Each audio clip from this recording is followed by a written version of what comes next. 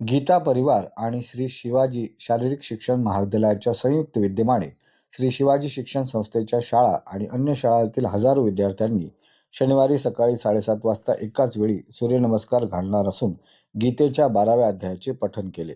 श्री शिवाजी शारीरिक शिक्षण महाविद्यालयाच्या भव्य पटांगणात आयोजित या उपक्रमात गीता परिवाराचे संस्थापक अध्यक्ष तथा श्रीराम जन्मभूमी तीर्थक्षेत्र अयोध्याचे कोषाध्यक्ष परमपूज्य गोविंद देवगिरी महाराज मार्गदर्शन करणार आहेत. त्यांनी विद्यार्थ्यांना मार्गदर्शन सुद्धा केले. श्री शिवाजी शिक्षण संस्थेचे कोषाध्यक्ष दिलीप बाबू इंगोले, गीता परिवाराचे राष्ट्रीय कार्याध्यक्ष डॉक्टर संजय मालपाणी, जिल्हा परिषदेच्या माध्यमिक शिक्षणाधिकारी प्रिया देशमुख, गीता परिवाराच्या विदर्भ प्रमुख शोभा हरकुट हे प्रमुख अतिथी म्हणून उपस्थित होत्या.